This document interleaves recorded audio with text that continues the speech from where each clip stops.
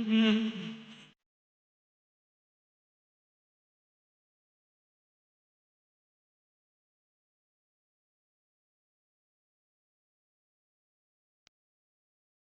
इश्रह ली सदरी वयस्सिर ली अमरी वाहलुल उक़दतम मिन लिसानी यफ़क़हू क़ौली अऊज़ु बिल्लाहि मिनश शैतानिर रजीम बिस्मिल्लाहिर रहमानिर रहीम Assalamu alaikum.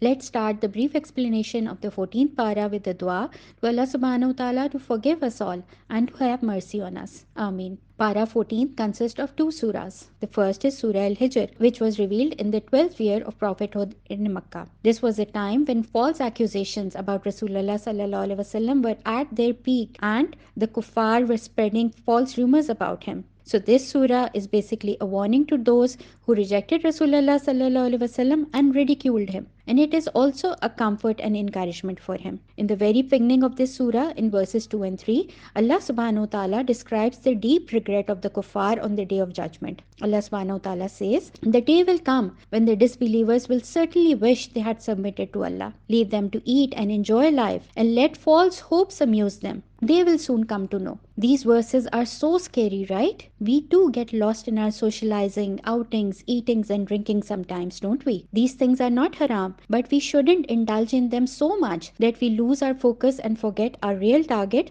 which is Jannah. Verse number 9 is the ayah about the preservation of the Quran, the only book which is in its original form since hundreds of years. Then Allah subhanahu wa ta'ala gives a list of signs which show his power and majesty till verse number 25. The story of the creation of man starts from verse number 26. Allah subhanahu wa ta'ala, after making the first man, ordered all angels to prostrate and all obeyed except Shaitan. He issued a challenge to Allah subhanahu wa ta'ala that he will deviate mankind from the straight path. And Allah subhanahu wa ta'ala answered with his own challenge mentioned in verse 42. Allah subhanahu wa ta'ala says, "Over my true servants, you will be able to exercise no power. Your power will be confined to the misguided ones, those who chose to follow you." Allah subhanahu wa ta'ala is so sure that his true servants will never fail into the traps of Shaitan. Don't you wish that you are also amongst those people? Let's pray that we too are amongst those people and not among those who follow Shaitan, for whom Allah subhanahu wa ta'ala has promised hellfire. Hell, which according to verse 44 has 7 gates. Like the special gates of heaven for people of special qualities, hell too has different gates specified for each different sin. But a point to note is that heaven has 8 gates and hell has 7 gates. What does that tell you about our Rahman Rab? Verse 51 onwards, Allah subhanahu wa ta'ala mentions the story of 4 prophets. First we get to know about Hazrat Ibrahim alayhi salam and Hazrat Lut alayhi salam and their encounter with the angels. To Hazrat Ibrahim alayhi salam, the angels came as a mercy and glad tidings of a son. To Hazrat Lut alayhi salam, the same angels came with news of punishment and destruction. There is specific mention of Hazrat Lut alayhi salam's wife, who we are told was among the doomed one. Why? Because she was a supporter of the homosexuals who were openly disobeying Allah subhanahu wa ta'ala. Allah subhanahu wa ta'ala is consoling Rasulullah sallallahu alaihi wasallam through these stories and letting all believers know that everyone opposing you today will meet a similar end as these perished nations. Allah subhanahu wa ta'ala comforts Rasulullah sallallahu alaihi wasallam and says, "Indeed, we are sufficient for you against the mockers." We too should know that if we are ever made fun of in the way of Allah subhanahu wa ta'ala, our Lord will protect us and He will be enough for us. But we also have to do something, and that is being taught to us in verse 98 to 99, where Allah subhanahu wa ta'ala says, "So glorify the praise of your Lord and be of those who prostrate themselves to Him and worship your Lord until the last moment of your life. That will most certainly come." So when we are mocked and things are difficult for us, we should channelize our pain into the remembrance of Allah subhanahu wa ta'ala. When we turn towards Him in salah and dua, we will find comfort and it will fill us with courage. And if we are steadfast, He will elevate our ranks and will instill our love and respect in people's hearts. Surah Al-Nahl. This is a Makkan surah revealed in the 12th year of prophethood. The central subject of this surah is a debate with the deniers about Tawheed, prophethood and the concept of life after death. A great portion of Surah Al-Nahl is about Allah subhanahu wa ta'ala's blessings. Allah subhanahu wa ta'ala mentions the creation of the heavens and the earth. After that comes the creation of man himself, created by such a small worthless thing, but who has become so arrogant that he does not hesitate to argue with even his creator. Allah subhanahu wa ta'ala then mentions the creation of various animals and other things which we don't even know about. And why? So that all our bodily needs are met. Then Allah subhanahu wa ta'ala says in verse number 9, "It is upon Allah alone to clearly show the straight way. Other ways are deviant had He willed." Just as Allah subhanahu wa ta'ala has provided for all the necessities of a man's life, He has also provided for mankind's greatest need, and that is guidance to the straight path. How will humans get this guidance? By their own intellect? No. Man's wisdom and intellect are limited, and he cannot depend upon those for the choice of the right way of life. To guide us, Allah subhanahu wa ta'ala sent the greatest people as prophet who had the best message with them. Now it's upon us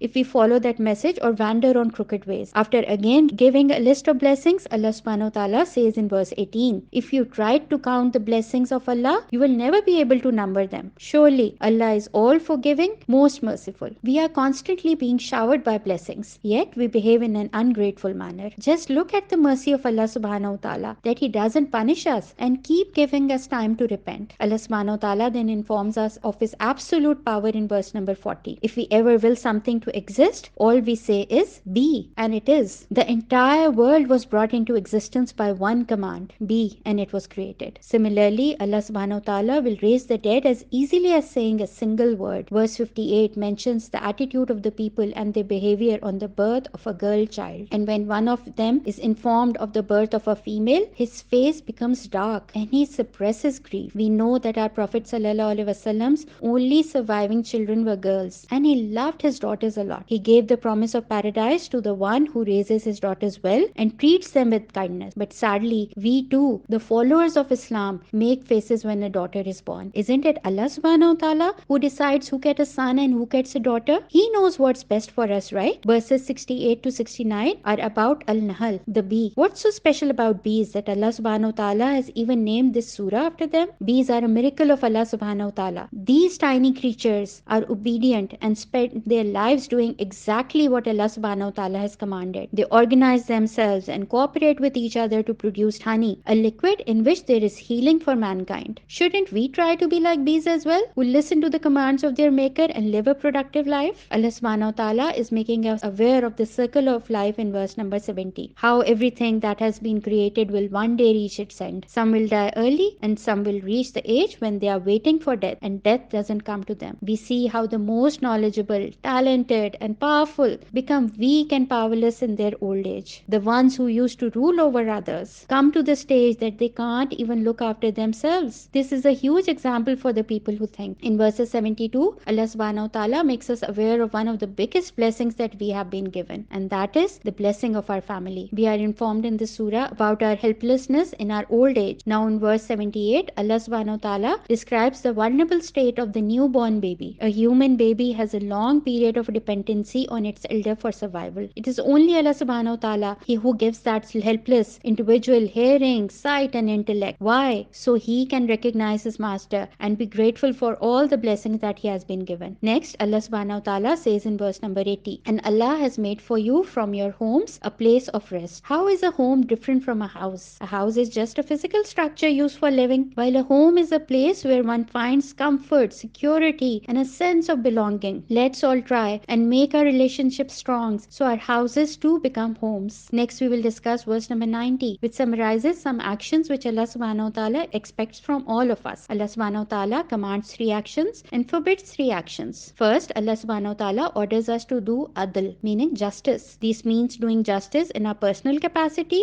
as well as making such arrangements publicly so everyone is able to get their right. Then comes ihsan. Ihsan means not just doing good, but doing good with perfection, with excellence and sincerity. And the third command is to give to your relatives. Give what? Give them time, good treatment, share their joys and sorrows, help them financially if you are able to. Which 3 acts does Allah subhanahu wa ta'ala forbid us to do? First is fuhsh. It applies to all those acts which are immodest, immoral or obscene. This includes sexual acts outside marriage, homosexuality, drinking, gambling, abusive language, etc. Second comes munkar, which means all those evil acts which are universally regarded as evil and forbidden by all religious teachings. Third is baghi, meaning all types of oppression. Verse number 125 contains 2 important instructions for anyone inviting to others towards goodness. Allah subhanahu wa ta'ala says, invite to the way of your Lord with wisdom and good instructions and argue with them in a way that is best. First, we must clarify that these instructions are not just for the prophets or some special dais, but for each and every one of us. How? Because we have all been entrusted with this duty of calling others towards Islam. We do this by increasing our knowledge and talking to people with wisdom. Wisdom demands that first we find out the personality and intelligence level of the people we want to call to Islam. So we are able to choose the best possible method to carry out the task. Use kind words and good speech to win hearts. Never be harsh and judgmental. Wasn't Rasulullah sallallahu alaihi wasallam the best caller to Islam? Remember how loving and gentle he was? Keep this hadith in your mind. Rasulullah sallallahu alaihi wasallam said, if Allah guides one man through you, this will be better for you than possessing red camels. Camels were considered the most valuable property in ancient Arabia, and the red ones were the most prized of them all. This brings us to the question I'm going to ask myself today. The question is, who are the first people who I will call towards goodness, and how? I will give you some suggestions as well. Can I start with my family, friends, co-workers, and how can I do it? Verbally, by using social media or some gatherings. Think about it. This is the end of our lesson. Inshallah, we will all meet again tomorrow with the next para. Allah Hafiz.